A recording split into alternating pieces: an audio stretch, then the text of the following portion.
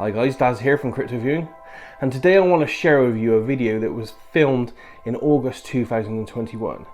Now this was a presentation I did for the Applied Precognition project, and it's a slideshow presentation, and it's essentially detailing some new work that I published from the great and late Ingo Swann, the creator of remote viewing. And what it is, it's a continuation of his amazing work in the book Penetration. And in Penetration, he initially detailed how he was tasked by some secret government agency to look at what essentially looks like structures and UFOs and life forms on the moon.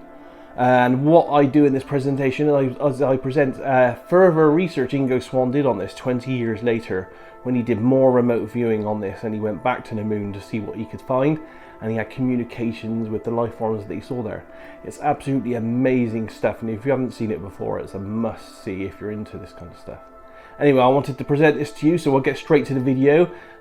Subscribe and watch, and keep informed of us here. Keep communicating. We have lots of projects on the go, lots of things and irons in the fire, lots of interviews that I'm trying to arrange to bring to you on this paranormal channel.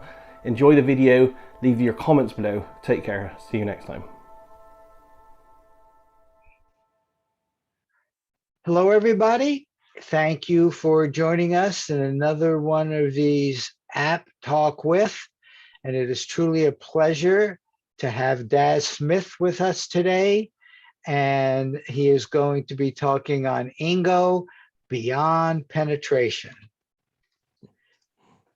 Now, here are Ingo's books. I just got this picture off of his thing there, but let me tell you a little bit about him. Daz is a graphic designer, artist, and photographer. He first trained in CRV in 1996 and has been developing his skills and knowledge in this intuitive art ever since. Daz has grown to become a leading CRV remote viewing practitioner. He also publishes monthly remote viewing news, and he is the designer, editor-manager of the remote viewing magazine, 8 Martinis. 8 Martinis magazine covers the subject of remote viewing and publishes examples, projects, papers, theories, discussion, and much more 2 to 3 times a year in both full color print and free download versions. He has followed the work of Ingo Swann for many years and now has access to documents in the Ingo Swann archives, and I think we're going to be seeing some of those. So with that, let me stop my share, and Daz, you can pick it up and share, do whatever you want now. It's all yours. Excellent. Hi everyone. I'm pretty informal, so if anyone has any questions, feel free to just butt in and ask. What I will be showing tonight, I'll be showing some work from Ingo Swann that hasn't been seen before. It's a transcript of his, but you're going to have to bear with me because unlike a lot of good remote viewing sessions that has lots of imagery, it literally is a typed up transcript of audio tape. So it's quite heavy on the text. We'll read through it, but it is amazing stuff. So just bear with me on that. So I'm going to share my screen now and play the presentation for you guys. So welcome everyone. Thanks for coming. So this is all about Ingo Swann, and it's his work called Beyond Penetration. And it's the work that we found in his archives, and I found from having discussions with his friends and colleagues that takes what he saw on the moon in 1975 almost to a new dimension, really. So the sources in this presentation are my personal correspondence and files, details from the first Penetration book and the second Penetration book, and that's essentially the sketches. There's lots of content from the University of West Georgia Ingo Swann archives as well. There's a couple of magazine articles which are seminal articles by Ingo Swann from the 90s. One was in 1992, one was in 1993. We'll show you a bit on those as well. And the key piece of material is Moon Recon Phase 2 remote viewing session transcript by Ingo Swann, and the monitor was Bob Durant. And we'll be showing that later as well. So this is a bit of a background, but we've pretty much done this. So I'll just quickly skip this. I first started training in SRV, then moved to CRV in '97. Published 4 books, as he said earlier, as Marty said for us. Published 8 martinis. It's in production, the 18th issue now, and the content you're going to see in this presentation is slightly cut down, but the full details of the entire Ingo Swann transcript will be in the next edition of 8 Martinis, so you'll be able to see that in full very soon. I'm also a member of Cryptoviewing, an RV business, and we've been in operation for nearly 4 years now. We have 4 full-time remote viewers, up to 10 paid part-time remote viewers, and support staff as well. And that's all supported by a growing base of paying subscribers. I've also spent a huge amount of time and resources creating a vast RV library. I have now over 8 terabytes of RV data. And that includes a database and searchable Stargate Archives database. And that's approximately 110,000 pages of information from the CIA. And yes, I've read them all. And I've databased it in such a way that I can search inside every single page for single keywords. I have many books, papers, magazines, and articles going back decades, including hundreds of radio shows, podcasts, and videos. I have tens of thousands of emails, news group posts, social media, and online files going back to 1997. And again, most of those are searchable as well. And for the last 2 years, I've worked with Deborah Linkatz and John Knowles in understanding the University of West Georgia's Ingo Swann archives and his papers. So how I met Ingo Swann. In 2009, Ingo reached out to myself and thanked me for supporting him and his SRI work and CRV because of debates on the IRVA forums with people who were trying to reformat RV history and essentially trying in some degree to write Ingo out of the history. We communicated for 2 years through a few people, mainly Bob Durant, who you can see there in the photograph, which I took when I went to New York and met them both. And then I visited Ingo in New York in 2011. I only spent a day with them in New York at the time. I had an invite to spend a week, but Ingo was quite unwell at the time, so I didn't want to put upon him, so I only spent a day. And whilst I was there, I asked him hundreds of questions that I had accumulated over the years. And I don't know if you can see the picture very well. It depends on the size of your screen, but if you can see this area here that I'm highlighting with my cursor there, that there was a 4-foot pile of SRI remote viewing sessions that all the remote viewers did that literally started off on the floor and went up 4 feet in the air. That was good to see those, and we spent some time going through those as well whilst I was there. So Ingo Swann, and most of you know about Ingo Swann, but we'll go through a very quick brief bio here. So Ingo Douglas Swann, artist, writer, intuitive, and all-round Renaissance man, creator of the term remote viewing, ASPR in 1971, and creator of the method CRV, or controlled remote viewing. Controlled remote viewing is the source for all stage/paper-based RV methods, and that includes scientific remote viewing, technical remote viewing, and trans-dimensional systems. Ingo was a participant in the SRI remote viewing from 1972 to 1988. He retired into relative isolation until the public acknowledgement of remote viewing in 1995. Then he was pulled from retirement, somewhat pushed by his friend Bob Durant and the circumstances of that outing.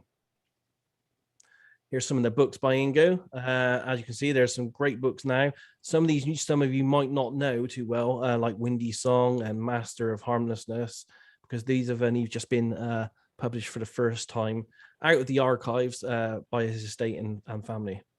The main book of interest, though, is Penetration, and that's also now in another version here in the middle, Penetration Updated, where they found an edition of a chapter that was taken out of the first one. We don't know why. Ingo didn't want to put it in there, but it was all about Mars, and Tom McNear knows quite a lot about that and is presenting about that quite a lot lately. So that's a good one. If you've only got the first edition here, that's a fantastic book, but I do recommend the updated version with the Mars stuff as well, because that's pretty spectacular. So Penetration, the question of extraterrestrial and human telepathy in 1998. Ingo described his work with individuals in an unknown agency who study ETs, his remote viewing of a secret ET base on the hidden side of the moon, and his shocking experience with a sexily scantily dressed female ET in Los Angeles. Everyone always laughs at that one when we discuss that one.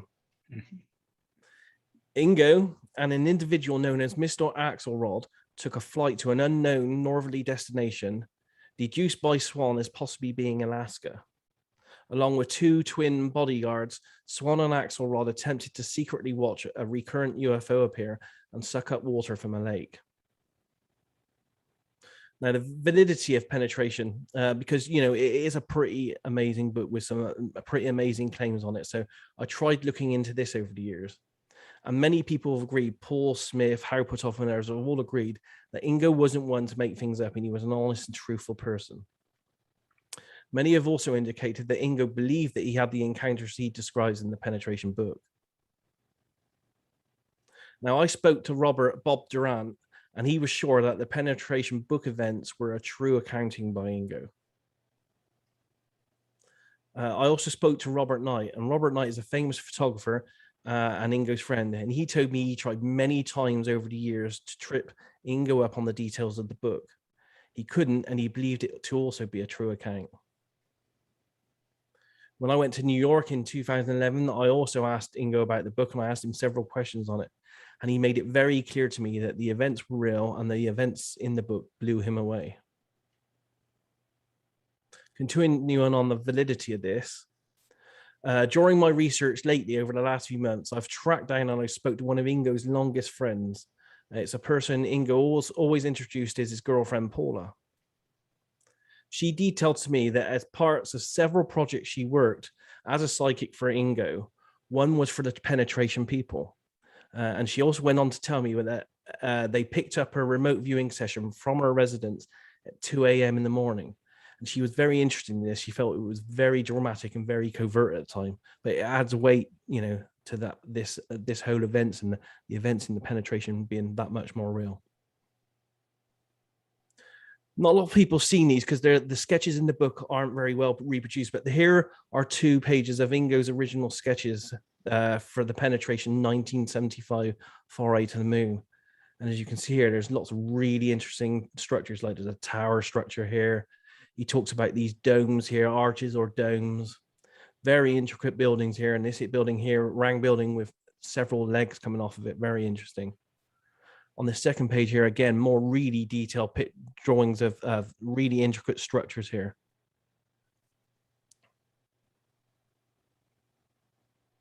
So Ingo's offward remote viewing projects, because the moon wasn't the only thing that Ingo looked at. Some of these have been reported and you'll know of. So first he looked at Jupiter, 1973. He looked at Mercury in 1974. He then went to the moon, as we know, for penetration in 1975. He first went to the moon, June 1975. He did Mars 2, 1976. Mars 3 in 1976. And Mars 4 in 1984. This is new material that's just come out. Tom McNear has this. I've read it. It's very interesting stuff. I think he's going to be presenting it at IRVA next week. He also did Project Moondrop. This was with Bob Durant. This is in the Ingo archives. What they tried to do is they tried to confirm Clementine images at the moon with remote viewing sessions to see if they could add more weight. He also did Moon Recon 1, which is Lunar Maris. I'll go into this a little bit. This is with a UFO researcher called Richard Butler in 1996. And this then led on to Moon Recon 1A. Now, this was a surreptitious moon visit. He did this with his niece, Ellie, as being the monitor. I don't have very much details on this, other than you'll hear about it later. And it was Ingo's first encounter with a telepath that actually kicked him off the moon. And the one we'll be going through the most is Moon Recon Phase 2, which was done over 2 days, April 29th and 30th, 1999. Ingo was the viewer and Bob Durant was the monitor. I need to go into how Bob Durant fits into this because he's very important, really. So we're going to go through a little bit on Bob Durant here. In my opinion, you can't really explore Ingo's 1990s and onwards forays to the moon, Mars, Roswell, and general ET research without mentioning Robert or Bob Durant. I feel he's the catalyst to this endeavor. Robert J. Durant was 75 years old and a well-known UFO researcher, a member of the board of directors of the now defunct Society for the Investigation of the Unexplained. And he died on May 21st, 2014. Durant had a UFO close encounter experience at the age of 14 and became a self-described UFO fanatic. As a result, Durant wrote many articles published in the MUFON Journal, IUR, and a few other specialist journals. He was a member of the National Aviation Reporting Center on Anomalous Phenomena Advisory Group. Durant graduated from the Case Institute of Technology in Cleveland, Ohio in 1960 with a degree in electrical engineering. Upon graduation, he entered the US Navy as a naval aviation cadet, and following flight training was commissioned a lieutenant flying Sikorsky helicopter for 6 years in various international locations. After the US Navy, Durant joined Pan American Airways in 1967 as a pilot. Rising to the rank of captain, Bob continued flying internationally with Delta Airlines, and he retired in 1998. In 1994, Bob Durant and Jim Schnabel, the author of Remote Viewers, The Secret History of America's Psychic Spies, took an intensive 2-week CRV training course with Ingo Swann. Bob was one of only 4 people that we know of fully trained in the 6 stages of CRV by Ingo. And those 4 people are Tom McNair, Bob Durant, Jim Schnabel, and Tom Bergen. There may be more because there are rumors, and Ingo confirmed these rumors to me, that he did teach another secret intel unit CRV as well. I'm trying to follow up on details of that, but I don't have enough on that yet. But there may be more to add to this later on. Now, why is all this important? Why are we adding, details about Bob and UFOs and stuff? I feel this is important because in 1992 onwards, Bob, working with Ingo Swann, Richard Butler, Paula Roberts, and others, including UFO researchers, worked on multiple remote viewing projects for the Roswell event and others. The data led to some of the team making a trip to Roswell, looking for feedback, and this set up Ingo's ET research well into the 90s. Bob's long interest in UFOs ignited Ingo's participation and interest, and this can clearly be seen if you read the correspondence and the letters that are in the University of West Georgia. So Roswell. In a letter from Bob to Ingo, 4th of August, 1993, it goes on to say, now on to the other problem area, which is the remote viewing material on Roswell documentation that I consider to be of extraordinary importance. Ingo replied back to him a few days later. Stefula and Butler are driving to New Mexico to do the best they can at their own feedback on the RV thing, Roswell, and I may go with them. He didn't actually go with them. I spoke to Ingo's best friend, Paula Roberts, who was also worked on the Roswell case with them, and they were all going to go down in an RV together and camp there. But the day that they were about to go, the RV broke down, so Ingo didn't manage it at that time. But there is a Roswell file out there. They did extensive work on Roswell over many months. Some of it will be in the University of West Georgia very soon with the Paula Roberts archives. And I believe it may be possible that Paul Smith has some of the other stuff. I'm still trying to follow details of this one up. So on the Roswell one that they worked, from the communications between Bob and Ingo, it looks like the Roswell RV work didn't get very far. This may have been why Bob Durant in 2002 created a documentary called Roswell, Yes. Robert J. Durant, having investigated the Roswell controversy for over a decade, answers the questions in a powerful and captivating 97-minute discussion with parapsychologist Joanne McMahon, PhD. The interview, highlighted by photos and film clips, is accompanied by a simulcast from the Higgins Center featuring June Marlowe and a live audience. If anyone wants this, I can give you links to this as well. It is available online. On the Roswell documentary, director Steven Spielberg said of the film Roswell, Yes, it's one of the best films I ever saw regarding Roswell. This moves on to the Fate articles. Roswell started Ingo's interest massively into the UFO research, and working with Bob kind of not pushed him, but encouraged Ingo to put several articles out there. And these two, I feel, are seminal. So during the 90s, Ingo, encouraged by Bob Durant, wrote two seminal articles on the combined research and projects for Fate magazine. The first one was 1992, the UFO extraterrestrial problem. And the second one was 1993 on remote viewing UFOs and extraterrestrials. The first one, the UFO extraterrestrial problem. One of the world's most respected psychic researchers urgently appeals for psychic cooperation to help penetrate the UFO ET enigmas. In the article, Ingo says, as the UFO ET abductee evidence increasingly shows, we Earthlings are being sexually farmed and harvested without our cooperation for our genetic materials and for purposes that are completely obscured by the ETs, and which therefore must be considered ominous. He also went on to say, telepathic communication is the one single common denominator of all contactee and abductee experiences. This telepathy is two-way from the ET to their androids to humans, and since ETs know what humans are thinking, from us to the ETs. Why then do some of the most noted UFO ET researchers stand in awe of ET psychic powers, but laugh when our own psychic potentials are suggested to them?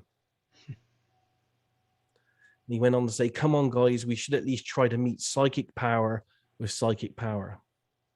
At the end of this article, he also put out a statement where he was asking people to contact him to get together and all work together as psychics to really try to penetrate this problem. The second article in 1993 on remote viewing UFOs and ETs. This is a note from me. This is a great article, not only on the ET situation, but packed with Ingo's thoughts on remote viewing, its history, and how it could be used. Ingo went on to say, if even one individual alleges himself or herself to be a remote viewer, without showing how concrete positive feedback of their viewing can be realized, while these people are playing into the drooling minds of sophister skeptics, just waiting to debunk not only them, but remote viewing itself, and as well creative ufological and parapsychological interest in its utilitarian value. This value has yet to be proven, and it can only be proven by positive feedback. So kids out there, where's your feedback to substantiate your remote viewings? He also went on to say, remote viewing is composed of a 5-part protocol, and when any one of the 5 parts are omitted, such as confirmatory feedback, then what has taken place is something else other than remote viewing. These two are really great articles. They're definitely worth reading. After these were published in the Ingo Swann archives, there was a letter from Bob to Ingo. He says, bravo, bravo, bravo. Fate magazine very kindly sent me the advance copy of their September magazine. Your article is a masterpiece, and I have dubbed it the Swan Manifesto. The central thesis is an unarguable and stated in extraordinarily clear and powerful language. You have at least a dozen sentences that stand by themselves as memorable poetic punchlines. Every line shows care and energy, and you must have lavished. It was well worth the trouble. I thank you, Ingo, and hope that the rest of the world will too. Together, they both kind of thought that these were really seminal, really important articles. So then we move on to Ingo Swann and Moon Recon 1, which is Lunar Maris. Lunar Maris. This was a project instigated by a UFO abduction researcher called Richard Butler. Now, we don't have a whole lot of details on this project, as Richard is very reluctant to share, but his last email to me on this stated, Daz, have been contacted by other relevant contacts who have asked that these materials remain classified. There's no problem with publishing anything currently in your possession. I'm sorry that I can't be any further help. I admire the work you're doing, Richard Butler. But what we do know about Lunar Maris, Richard, and this comes from Ingo's niece Ellie, who's now running the Ingo Swann estate. Richard and Ingo were working on a secret UFO project, and Ingo said these files belonged to Rich. So after Ingo passed away, Rich showed up and collected these files. There were not a lot of them. Eddie, Ingo's niece, has tried in vain to get these files back, but Rich keeps maintaining that they were classified and Ingo did not want them out. But Richard did have this to say on the Lunar Maris project to me. I initiated an extraterrestrial-related RV project by the name of Lunar Maris. The project is classified and not for public dissemination. The file you now have was related activities that took place after the Lunar Maris project had been concluded. I'm sure people would find it an interesting read. There were cassette tapes which Ingo and Bob Durant made, which I do not have. I know that Bob Durant took possession of all the raw written data, and I was given a copy of Bob's transcription in PDF document format only. This takes us to the Moon Recon 2, and this includes a series of people called the Doma, and we'll go into that in a bit more detail because it's, I have to be honest, a little bit strange. I've done a little bit of research on it, and I can give you some links where you can research it some more, but it is also very interesting at the same time.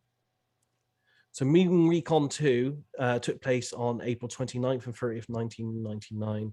Ingo was the viewer and Bob Durant was the monitor.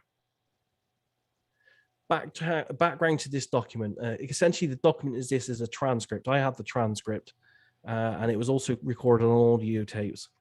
I believe the audio tapes are in the Bob Durant archive somewhere.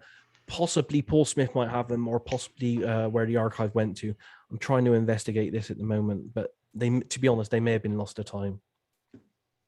So the Doma stands for the Daughters of Ma, and the Doma are, or the group of extraterrestrial women, also called by us goddesses, who run the entire extraterrestrial project in this solar system, and they call this project the Great Work. They are not your actual things or angels or gods, but rather they are very, very advanced human beings. They are part of the greater human race, which spans many worlds in this part of the galaxy. They're physical beings like ourselves. We look at them not the other way around. That's because they contributed their genetic material to our ancestors long ago. This all comes from Richard Butler, by the way. Now, in the document you have, correcting some of the time span errors that Ingo made, the Doma, part of the human race, they refer to themselves as the collective. That is also what our government refers to them as.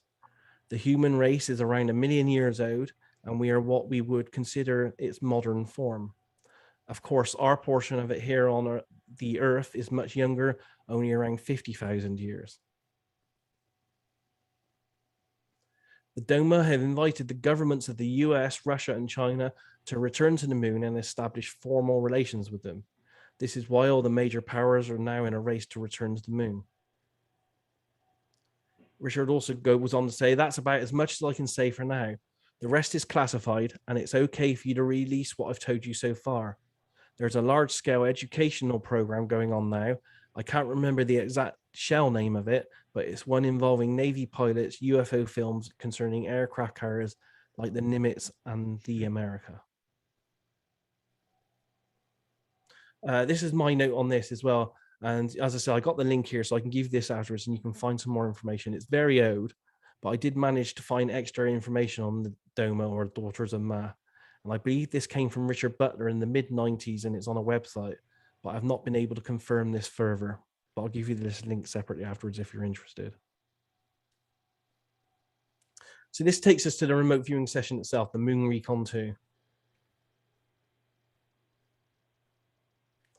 So I'm going to give you an apologize here because I have to read this out because literally it's very wordy, very text heavy. I've cut it down for the presentation and taken out as much as I can.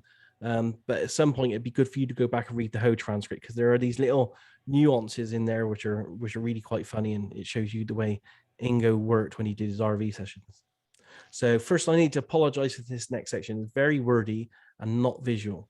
This is because I'm presenting parts of a typed transcript of a remote viewing session from Ingo Swann as a viewer, and it's monitored by Bob Durant. I'm still trying to track down the actual audio material for this, but I have yet been unsuccessful. I'm getting closer, but I haven't got it yet. The target for this were the Doma, the Daughters of Ma, structures, and life on the moon. So and this is essentially straight from the document itself now. So Butler sent word that Swann was invited back to the moon and that this time he would be escorted. On the assumption that this information was correct, a remote viewing session was arranged. Swann was the viewer and Durant was Swann's monitor. Swann asked Durant to find a location where, historically, there had been many anomalies observed by astronomers. Durant chose the crater, I can never say this word, Aristarchus. The site had not been on the original Lunar Maris list. That's a shame we don't have that list to check those, but Swann prefers to move his consciousness to the general vicinity of the planetary body before taking the coordinate of the site at that body.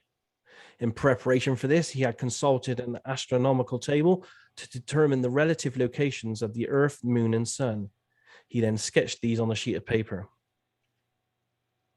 As the transcript begins, Swann has ventured towards the moon. Several minutes have elapsed and he begins speaking. The D on this will be for Robert Durant or Bob Durant, and the S will be for Ingo Swann. So Durant says this is lunar coordinate 24 degrees, 11 minutes north, 48 degrees west. Ingo says, I'm in sort of these are sloping down walls, so that's closer, and a flat bottom here. And it's whitish with pale yellow and things, and heat is rising. So that's what this is. I didn't know what it was at first. I don't see anything else there yet. They're supposed to meet me, right? Durant then gives him a monitor command of go onto the ground. It's hot there, so it's closed up, I guess. I don't know why. Well, what's this? These are like fault forms. I don't know how to articulate this. Fault forms of people, sort of insulated in some kind of a little glowing atmosphere that protects them. It insulates them from the heat. Heat everywhere, heat. Okay, suppose that's a welcoming party or what? Durant also goes on to say, how close to them are you? Swann replies with, oh, I don't have a good feeling for dimensions yet. I think I'm supposed to go to them rather, so I'll go to them. It's really hot here. He laughs. And dry, hot and dry. Well, all right, I'll go to them. Well, I went to them. They're bigger than I am, and nothing's happening. What's this? Green. I'm getting surrounded by some green coil-like things. I guess I got put into a green bubble, and I'm being asked, what do you want? How the hell do I know what I want, Bob? Tell them you were sent and tell them you were invited. Swann goes on to say, I think they know that. I think when I was there before and got thrown out, I want to see this guy with the metal thing in his head, the telepath that threw me out. And then there's laughter. The whole of this is like in slow motion. Durant then goes on to say, can you move in this green thing? And here it says the monitor is nudging the viewer into an action. Swann says, probably, but I don't know. Something is happening.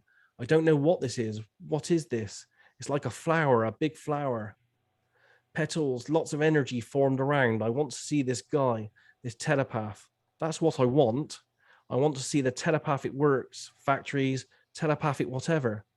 They said I've come to the wrong place. Huh? What does this mean? Then there's laughter. I think this link is just broken down. And this is where they end the session for now. They go back into it. This is called the second entry. Durant says this is a lunar coordinate, 10 degrees, 29 minutes south, 26 degrees, 17 minutes east. Swann says, well, we went underground right away here. Oh, look at that, vault, ceilings. Well, we got somewhere at that time. This is a big vaulted with ceilings, underground, and it's all got purple light. Really sort of purple, and it smells like mildew. Okay, there's liquid water. This is water, and this is moon rock. Well, rooms anyway, rooms in here, and this is the water. This is a humidifier, a big humidifier. He sighs. Okay, there's no people. I hear that vibration. that preceded the arrival of that telepath before. There's more than one of them this time. And he laughs. These aren't bodies. These are not physical bodies. These are hologram projections or something like that. Well, that's what I want to see, the real thing, right? Bob says, right. And then Swann says, I'll take a break here. Swann then goes on to say, they didn't zap me, but I didn't think they cooperated either. Where's my escort? This is a big circular area with big domes over it, and this is empty. And around the edges of this, it's like circular.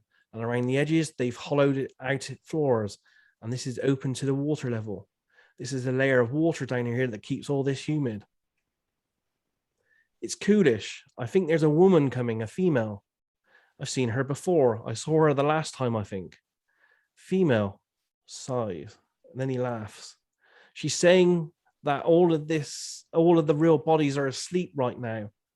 Laughter, because it's too hot to be awake or something. I don't know. Then Swann goes on to say she's talking with, I don't know, something somewhere about detectors and warning systems and blah, blah, blah. And this and not all together in a language I can understand. And somebody is telling her something about me. What is this? Now she's, I gather, she's being orientated in. And she's turning to me and she says, what do I want? And I want to see the real telepath with the metal plate in its head and the telepath workings or systems, whatever. So she's saying to me, how do I know these exist? So I'm saying, I've been here before and I saw what? I think this is unintelligible there on the tape. That's what that means. I don't think they expected me, Bob. It doesn't sound that way. Swann then goes on to say, so I'm thinking about what to do, and I think I should activate the term Doma, right? The Doma invited me. Durant says yes. Ingo then goes on to say, there's been a long silence here, and it's sort of got misty, and there's a sort of idea that I should wait a minute. Wait a minute. I'll take a break. Okay, we'll take a break here. He goes back into it, and then Swann says, okay, something's changing. I'm having and that's unintelligible there. I'm in a room that looks like a dormitory. It's big, and there's a lot of bodies on sort of cots. And this doesn't smell too good. And a lot of these are all men, guys. They have a sort of covering over them. And all of them have these plates in their heads. And they're not even asleep. They're in some kind of suspended animation. They're in more than just sleep. And over there where there is, I see somebody that's in some sort of glass cube or something. That's the duty officer, I guess. And he's just looking at me. Laughs. They all look alike. Bob says, what do they look like? Are they human? Ingo says, oh yes, absolutely. Well, as far as I can tell, I guess they're not our human gene pool, but something like this. Some of them have beards and they all look alike. Are they clones or what? However, they're asleep. So a woman has come to us now and is talking to the duty officer who didn't know quite what to do. How can he see me? I mean, I don't know how he knows. Well, I guess they're telepaths. He laughs. She's talking to him and I don't know what they're saying. Swann goes on to say, I'm saying that I want to see the one that's awake. I want to be able to examine one. I've been told that I can see anything that I want. So she's saying, do you want to talk to the duty officer? He laughs, and then the monitor's also laughing. What do I say now? No, I don't want to talk to the duty officer. I want to talk to the one, he sighs, that fully functioning. I mean, I want to try and comprehend this telepathy functioning. So I don't want to talk to these that are just asleep or just... She gets my drift. She says, I should wait a minute. There seems to be a lot of waiting going on here. Swann then goes on to say, well, now she's explaining to me that there are various kinds of these. Let's see, we're having a little thing about the term telepathy. She likes to use the word thinkers, extended thinking, maybe. Remote thinking, yes. Okay, being able to think remotely. And she says there are several echelons are ranks, or which of these would I like to see? Well, I don't know. I'd like to see the one that threw me out, maybe. She sent some kind of message somehow, and she's sort of talking to me like this kind of thing has never happened before, and she knows of, and she's only 150 years old. And she's saying that she's human, but she's not Earth human. She asked me how come I came there, and I sort of, she's reading my thoughts or something like that. And in a way, she's finding out that I don't really know how I came there, because I don't really know how I got there. This is where Swann laughs. But I'm here and I have permission, an invitation. She says, okay, I'm going to tell her I'll be back in 5 minutes.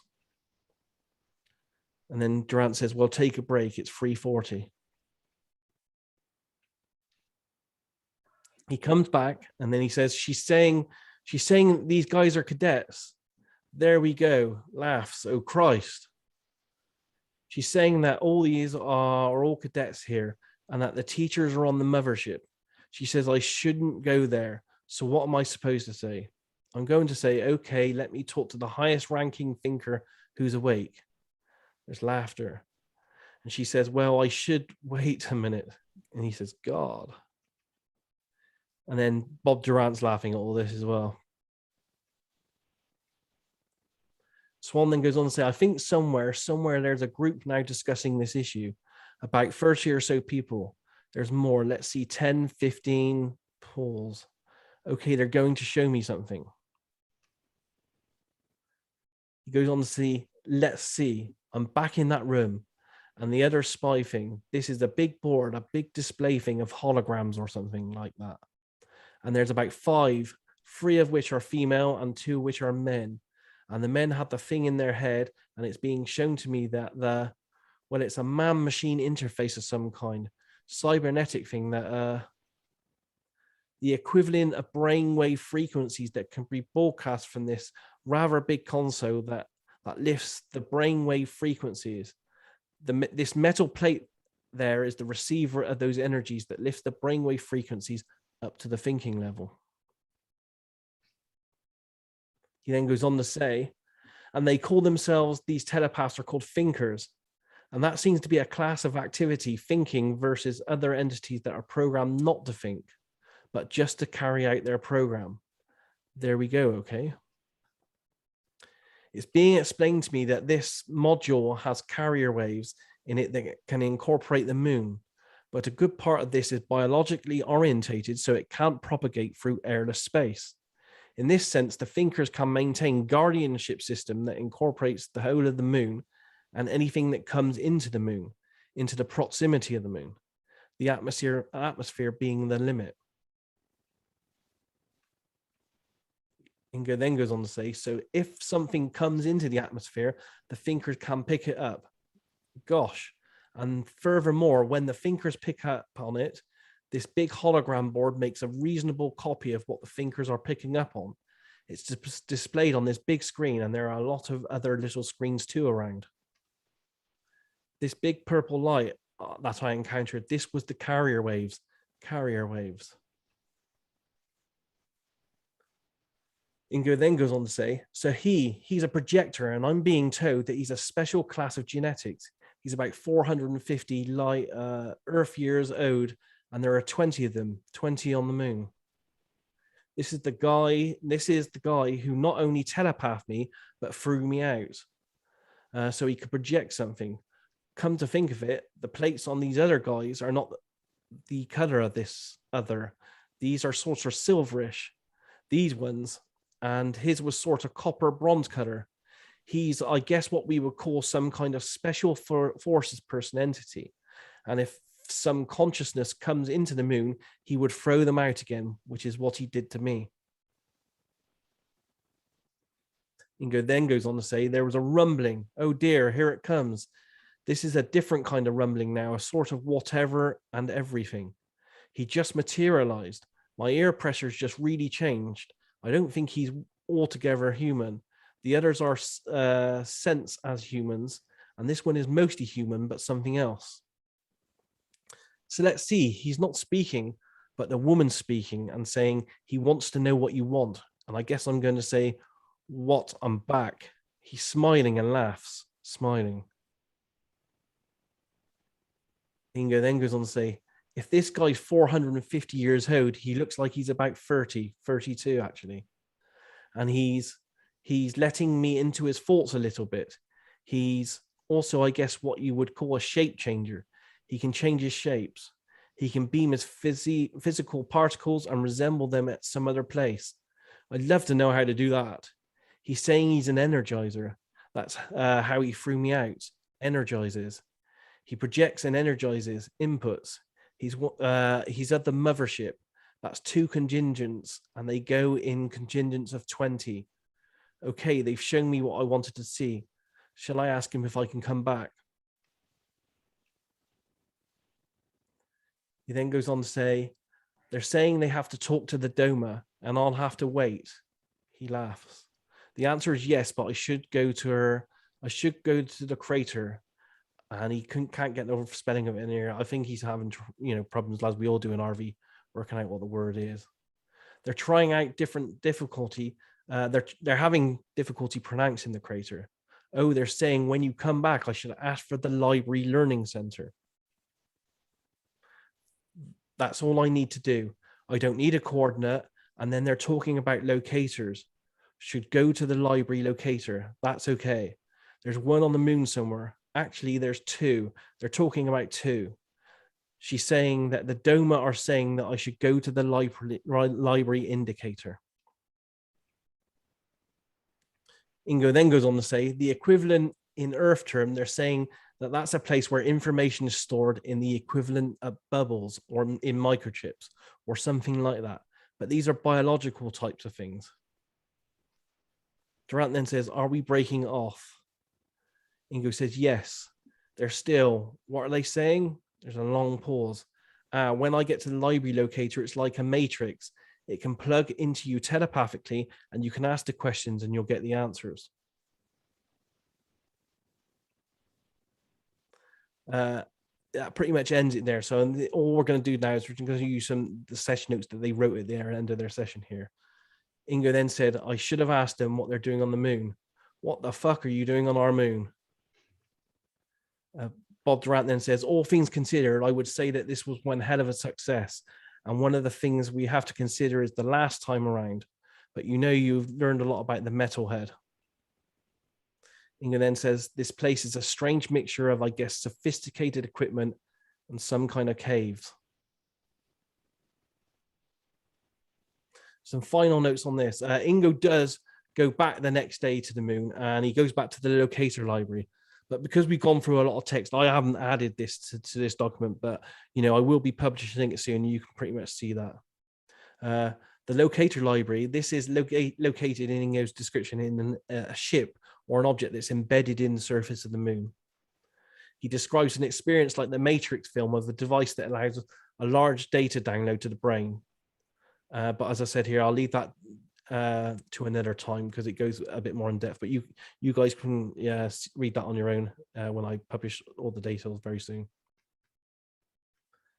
So the full transcript of all this RV session and the 2 Fate articles are going to be published in a few weeks in 8 Martini Remote Viewing magazine. As I said, there's a lot more in there that I had to cut out than the very small scant details I gave you there. But as you can see, it's pretty extraordinary stuff. And goes way further than just a few sketches of the moon that he got in his first experiences. A few final comments here. As per Ingo's own comments in the Fate 1993 article, all proper RV needs feedback.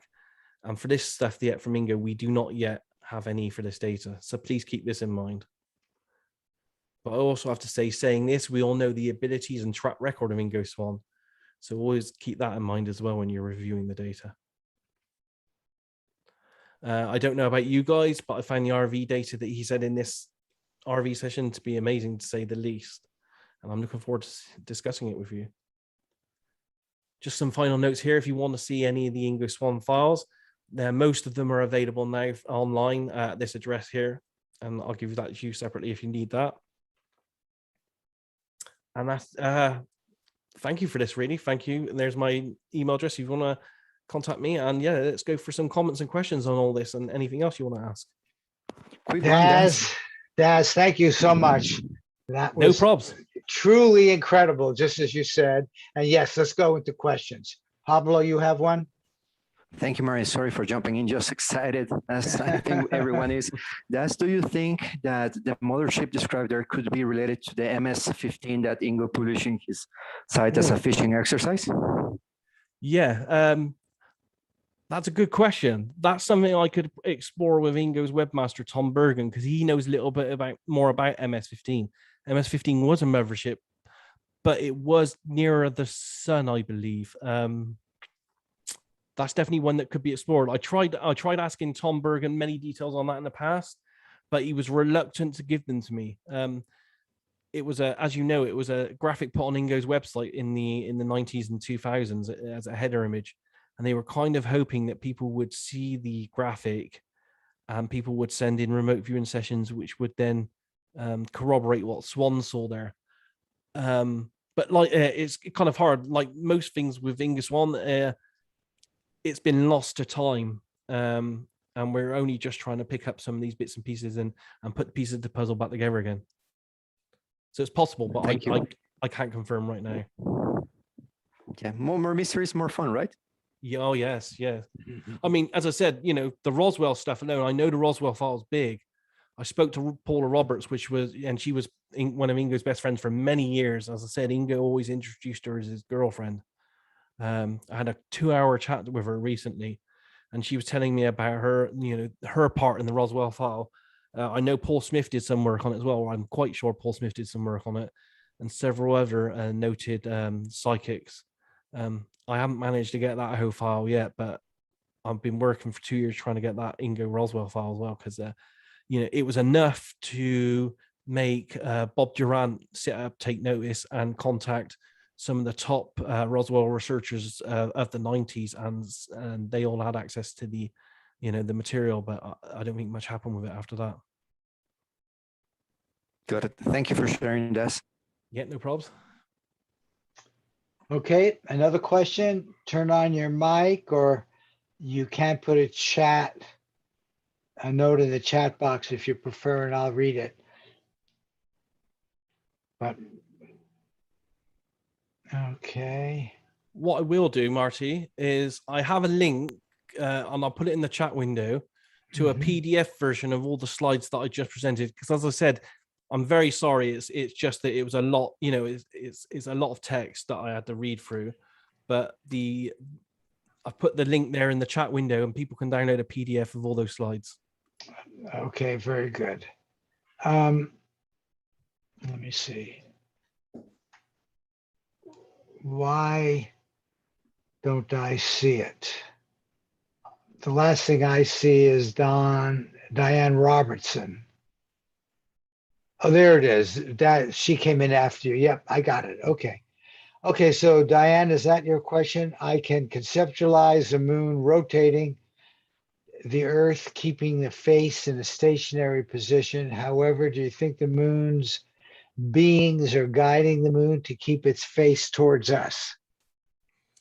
Ingo doesn't answer that question, and I don't know, but he does detail in the transcript that there are beings on the light side of the moon, and there are beings on the dark side of the moon as well, and that's why it took so long for, I think, the one he was asking for, the telepath that chucked him out on a previous vision, to get to the location where he was, you know, talking to them, because he was on the other side of the moon, if I remember correctly in the transcript. I mean, that has always been controversial. How come we only see one side of the moon? And Absolutely. That's interesting that they may be guiding it in some fashion. Yeah. Now, the Chinese, as I understand it, just landed on the dark side of the moon. Do we know any more about that? I mean, physically landed rather than the remote viewing approach. I don't yet. I mean, you know, a lot of probes are going up there, as Ingo says. It is a hotbed of activity right now. And, you know, I don't know if you guys know, but, you know, I've collected lots of remote viewers other than Ingo's forays onto the moon. You know, myself, I've done like 5 or 6 blind for people, and pretty much everyone that ends up going to the moon and Mars do end up reporting structures and beings on there. Pretty much, you know, across the board, all remote viewers going back 4 decades now. What I can share on that is that some of the articles on the Chinese probes show that, you know, even colors, geological structures and so on do not match, and that most of the material has been kept by the Chinese government and not released. But from the very few things that were shared, you know, besides, I'm not completely sure about this fact, but that the rover shot off before they expected it to, that the colors, the composition of the souls were completely different. I mean, different than they expected, or?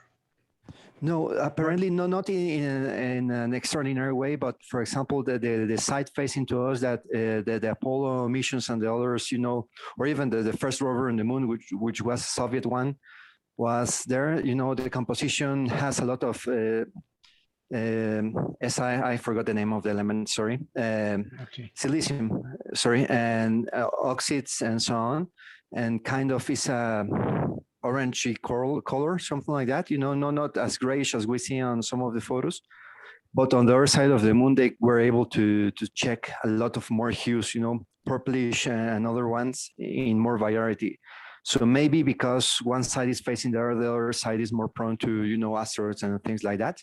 So I can't answer that, but that's what they saw in the photographs.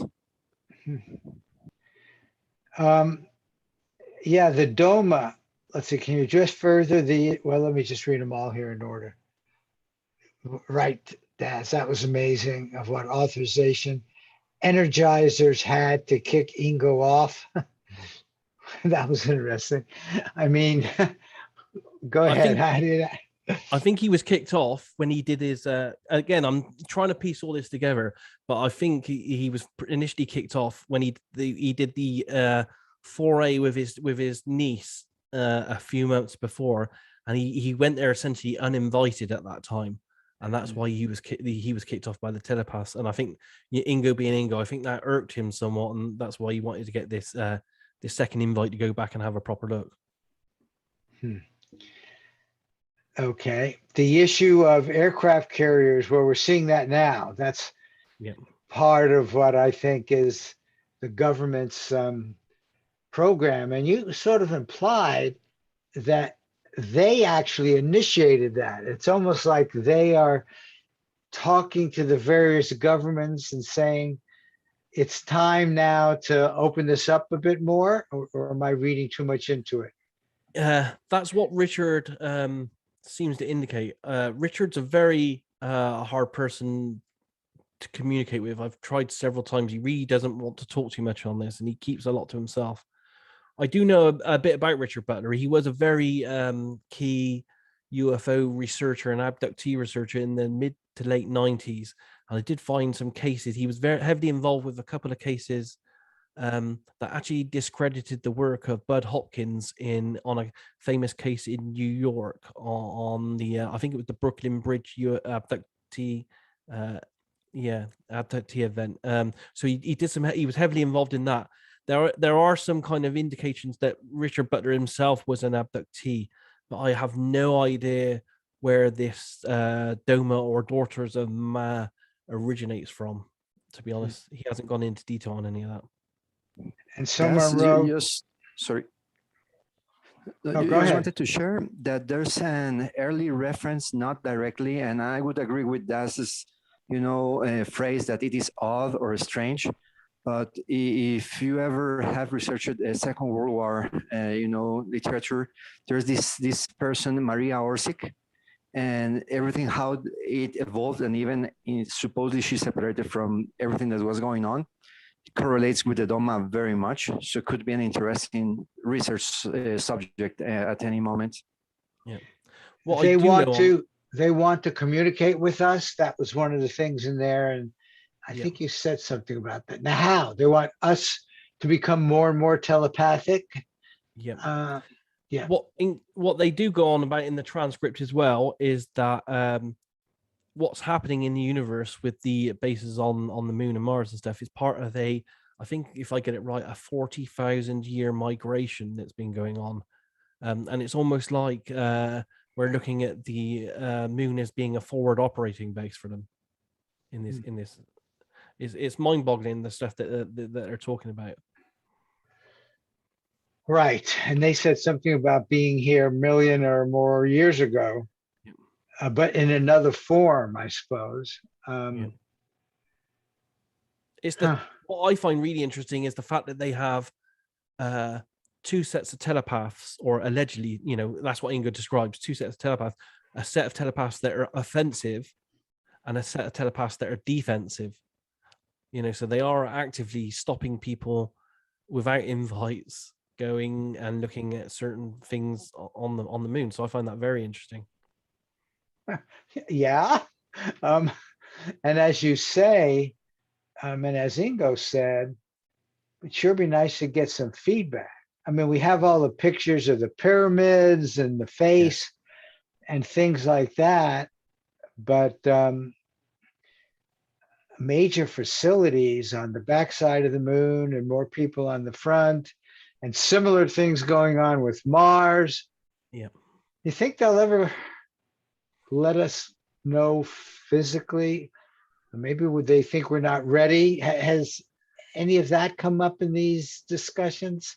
Not in the UFO world. I mean, we're always getting UFO reports, people seeing objects and lights on the moon. That's gone on for hundreds of years. Right. I personally think we're getting closer to something. I don't know if it'd be the revelation that there are bases on the moon. I think a lot of people would find that very disturbing. Right. Okay.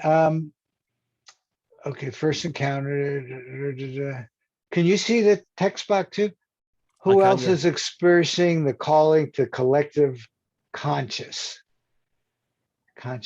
I guess. So you might answer those, whatever you feel appropriate. The first encounter was with the transcendent masters. Those are the yoga spiritual people. This is just a little bit too vague. If you want to turn on a mic and talk about this, Marshall, go ahead. Yeah, go for it. Yeah. What was interesting, I found, was I think Ingo, you could hear the surprise when it went in his transcript of the telepath guy who seemed to be one of 20, and he seemed to be half human, half something else. Mm-hmm. And the fact that they could shape change, I find all that very, very interesting as well. That seems to be a whole new set of class of individuals there. Yeah, okay, go ahead, Marshall. Elaborate on some of your text there, which is not clear, at least to me. Thanks, Marty. Daz, that was amazing. In my year and a half journey, remote viewing, with some help of reading some excellent books, working with Marty's group, has been very enlightening. I began the Stargate program. I purchased that and went through everything to the fifth level, the fifth wave, and I have not achieved sixth wave, but in this experience, the masters have told me that they want us to transcend. They want us to get beyond this. The ugly, there appears to be a residue of ugliness on the earth that can't transcend and is less than was desired. Yeah. Sounds weird, but it's utopian in thought. So my remote viewing seems to be calling me to something greater, a freedom from a lot of the things that used to bother me, but to transcend and to become excellent, to become strong, to become helpful, to become mindful, to energize anyone who's around me, and to, I would say I felt that if I could live 24 hours a day in the sunlight, I would. Yeah. I think it's a great aim that you're achieving. And again, when I republished the Fate articles that Ingo wrote in the 90s, he was he really was trying to gather, he was very concerned, and he was trying to gather people and psychics to all come work together to what he says penetrate this UFO situation, because he felt that not only were the ETs trying to suppress some of the ETs, and he trying to suppress our telepathic ability. He felt that society and governments were also trying to do it at the same time. He wanted us to all come together to use our abilities to crack this problem. So I think what you're trying to do might be on the same wavelengths of what Ingo was trying to achieve way back in the mid 90s, and I think it's a message that kind of disappeared. Not many people heard within the RV community at the time. Also interesting. Do you see the comment again by Pablo? Dean mentioned about the disclosure at some point, but will not deviate from the subject here. I mentioned earlier metal capability as well, and supposedly received the.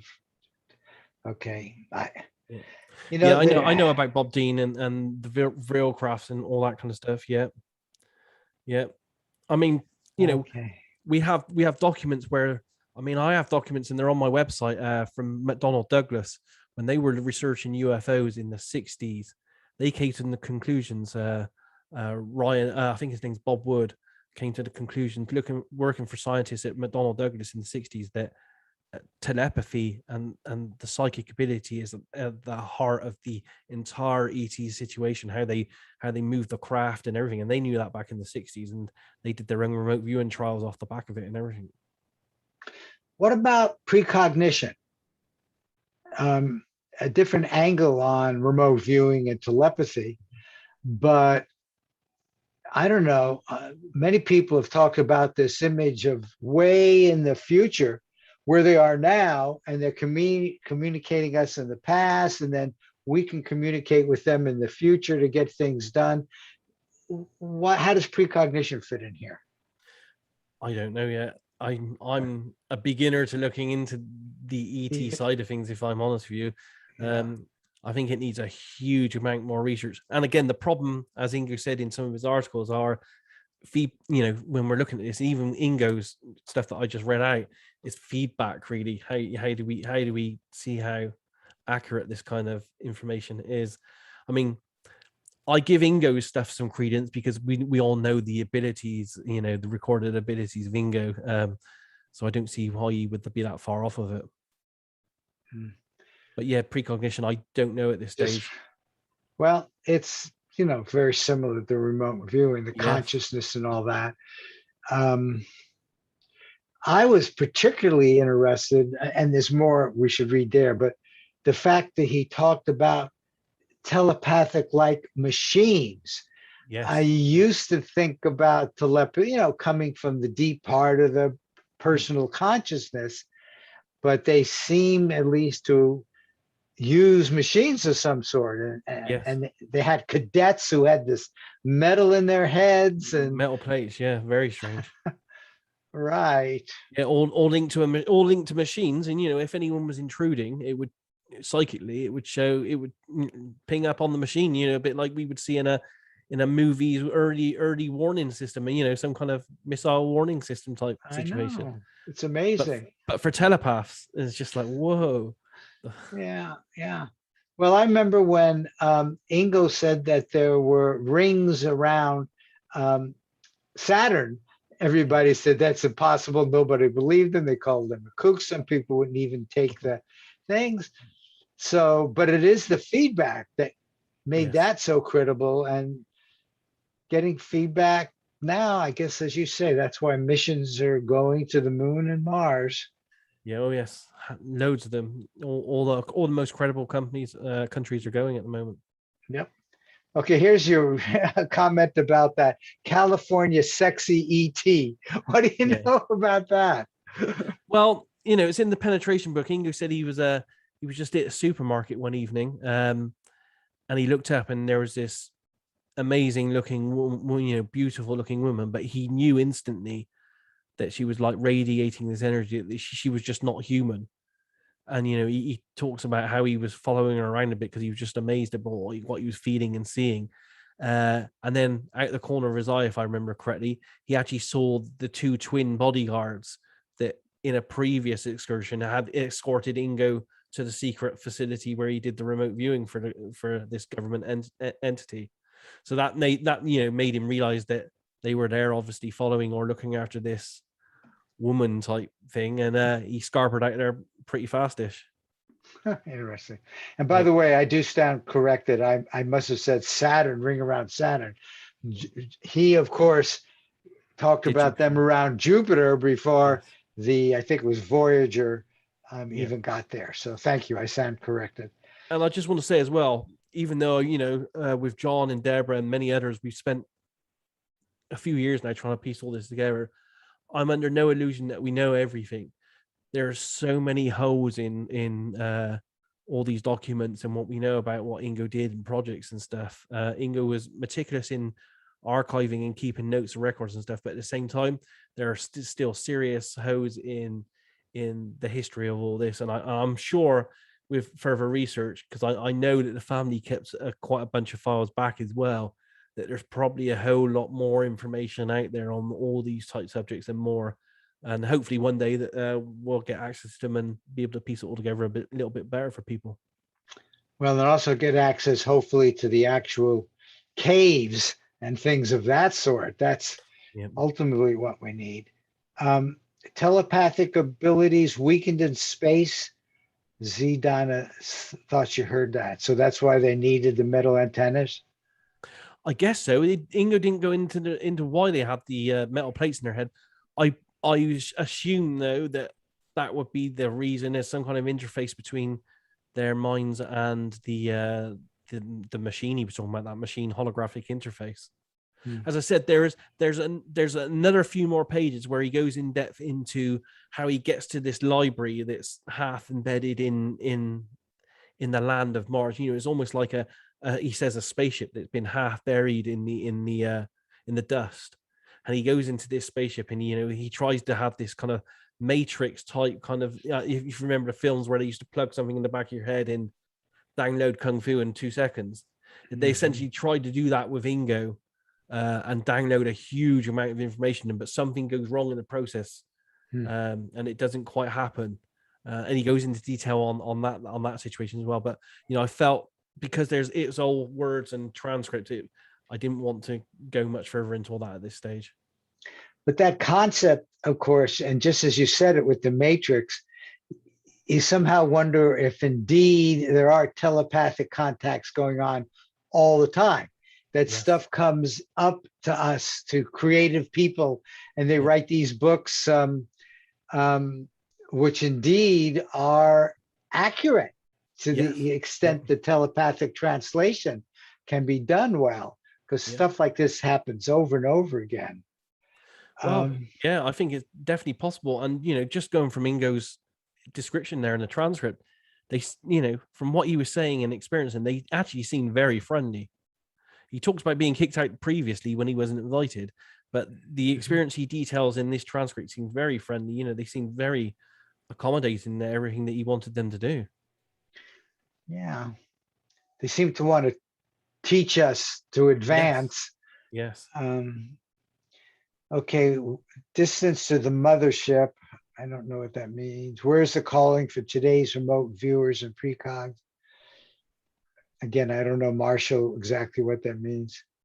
Okay, Christopher is asking, where can we get access to more of the transcripts, ET, particularly ones where the download was attempted? Will that be in your 8 martinis?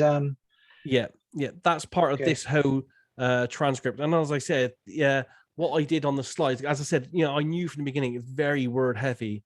So I have actually edited sections out, nuances, but when you read the nuances in there, it gives some interesting insights as to how Ingo and Bob were talking to each other as they were going through this remote viewing process and stuff. So all that's in there as well. And but I will be literally within weeks when we get them a magazine out, it will have the entire transcript unedited in there for the first time.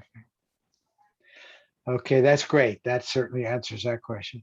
I'm not sure everybody knows And I'd love you to tell a story how your magazine, Eight Martinis, where that came from. Because, you know. The name of it? Yeah. Or yeah, the name of it. It's a famous quote from Ingo's actually. And it's about the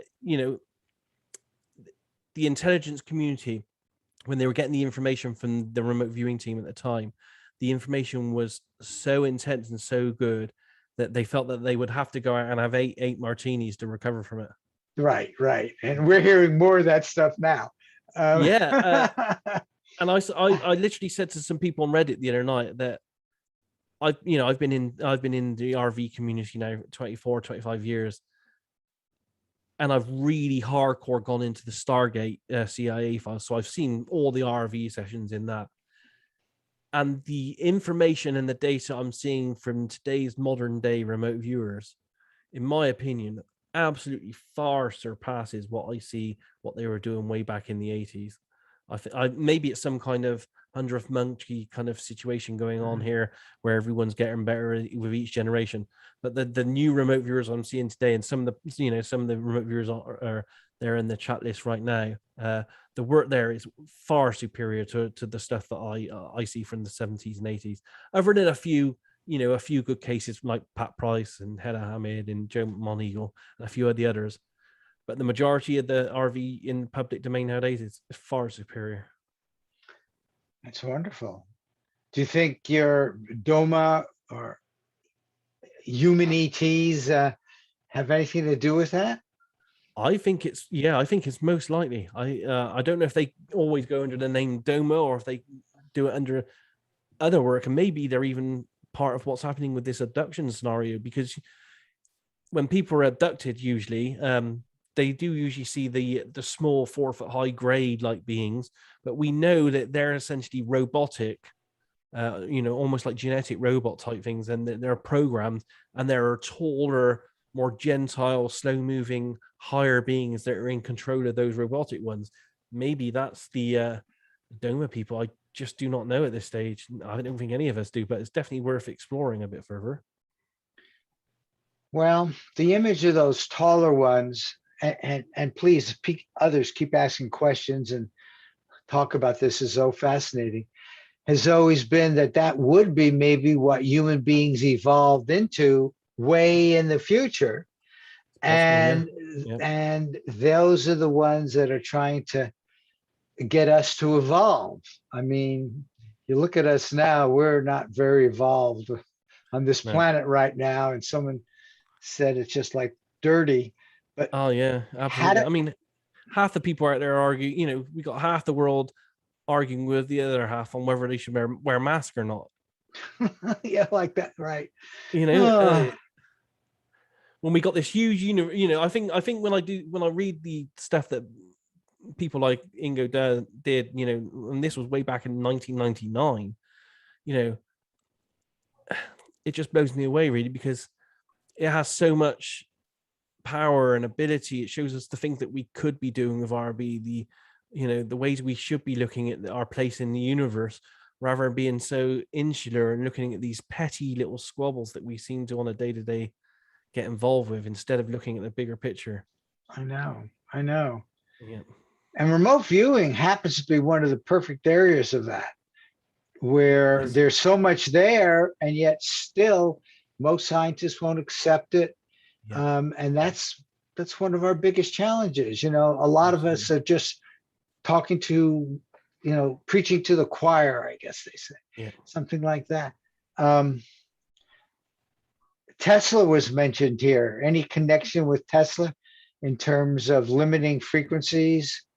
That was one of the questions. Just a quick comment there. So if you've seen any of Tesla's research, he actually was saying that electricity is transmitted mainly through, or at least half of the power is transmitted through Earth, and that we are getting the circuits wrong, right? Especially if you check First World War communication techniques, you will see that some of the French soldiers, for example, will be using trees and hook them up to crystal radios to improve the signal.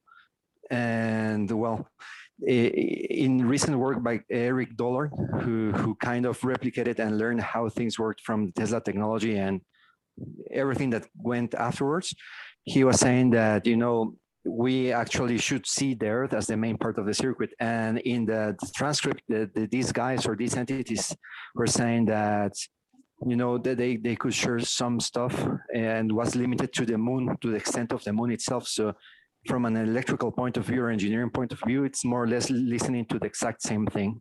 And if we consider that we use as well the ionosphere for communications, and they were also mentioning atmosphere, that kind of, it's the same principle, right?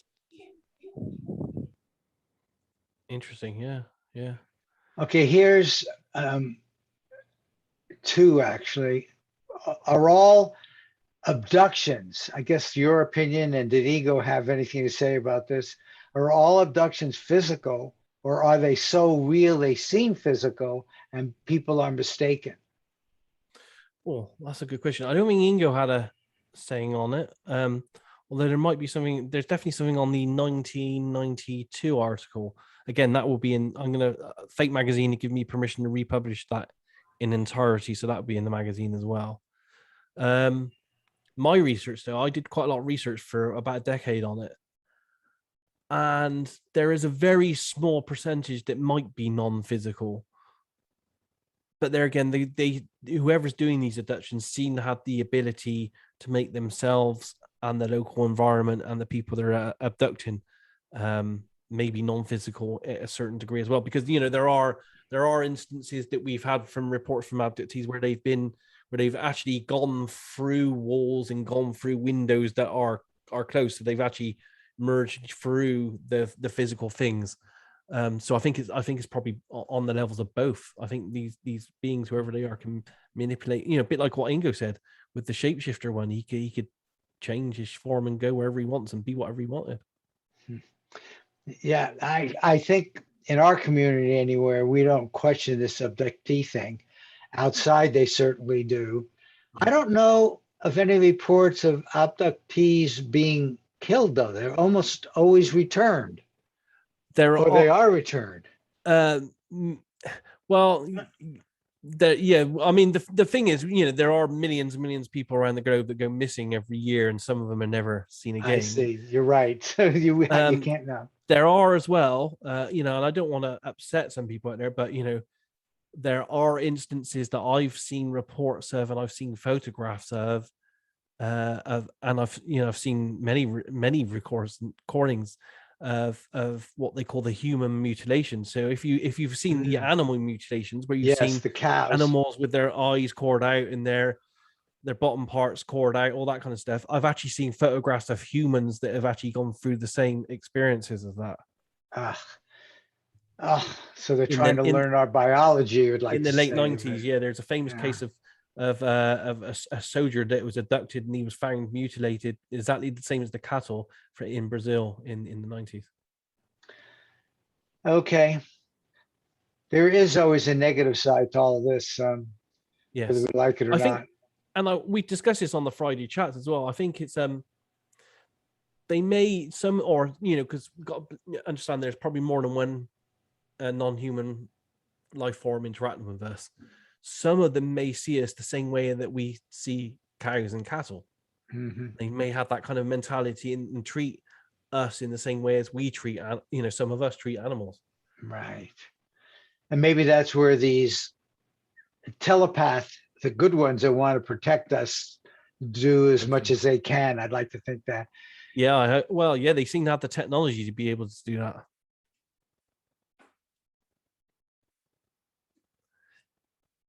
You muted, Marty.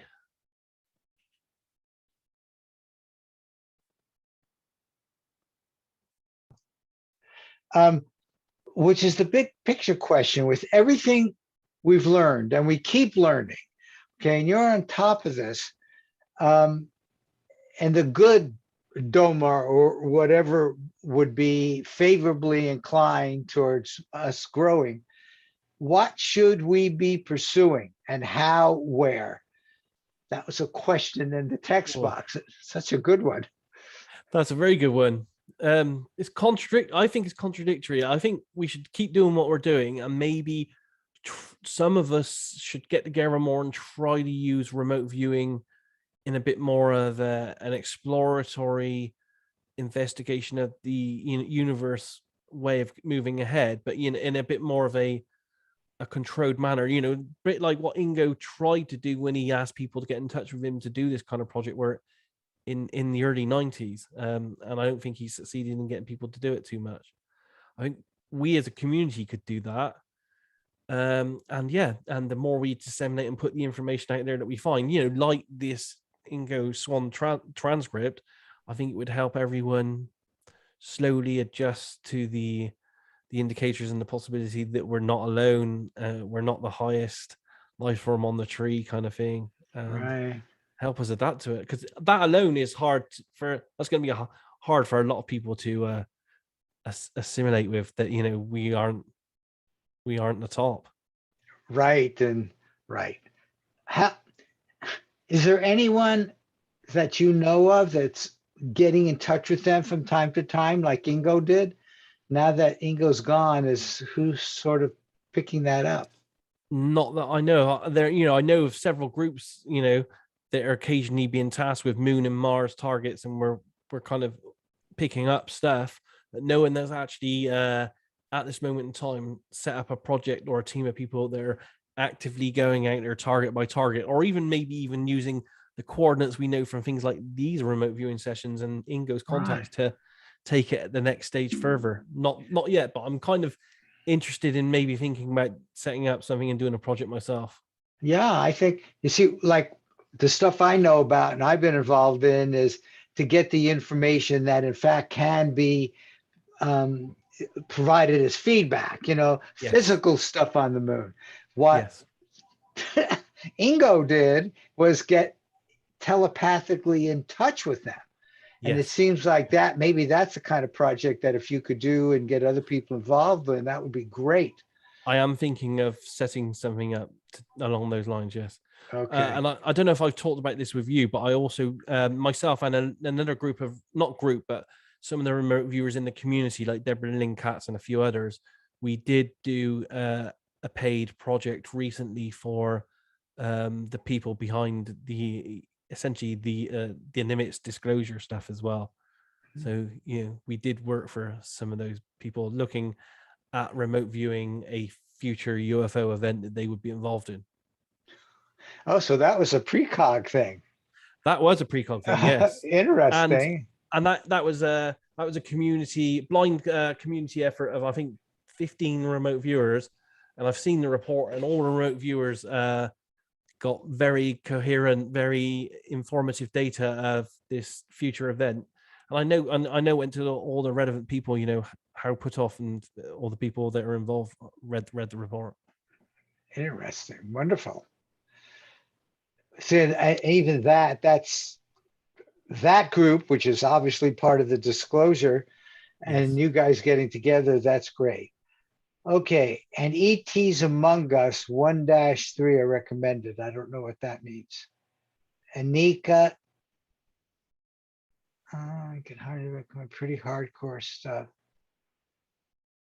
Okay, the fact that ETs are among us, that comes up all the time.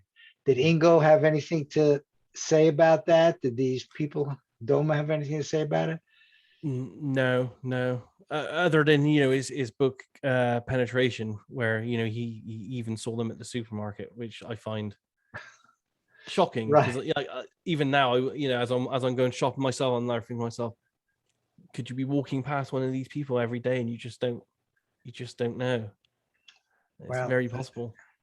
I wonder if others saw that sexy young woman, because there are plenty of examples of like ghosts where some people clearly see them, but the person next to them doesn't. Yes. And so yeah. Okay, films. What do you think? There've been information circulating hidden, wrong details, so it reaches specific people. Partially hidden with wrong details. Yeah, I don't know who. They always talk about disinformation, and maybe that's what Pablo was referring to there. So Marty, two examples here. I think the classic one is the Allende style documentation where you fill in real facts with fake facts and only a few Right. people can, verify them. One guy in the army told me once that whenever they got their hands on something, be it intelligence or something, they would usually do that through, several mainstream ways so they could get feedback from people and try to pin out whoever may know something about it.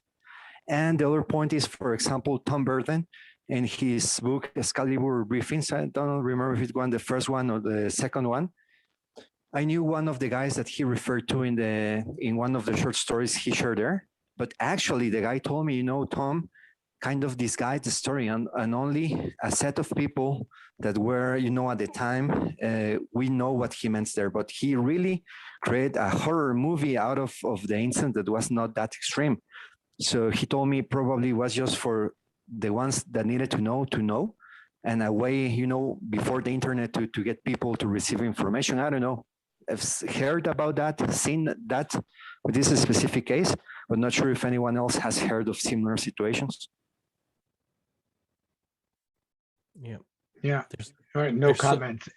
Yeah, no, there's so much going on, especially with, on the disinformation side. I mean, ufology itself is, since the 90s, has been rife with disinformation, still going on to this day, and hopefully we're getting to a position now where it's becoming a bit more clear with all these disclosures. But it does seem to be there are elements within the intelligence community or governments that are battling over this. I don't think everyone wants disclosure. Well, that's right. That will change so much. I wanted to ask a question if I could too. Yeah, sure. Go ahead, John.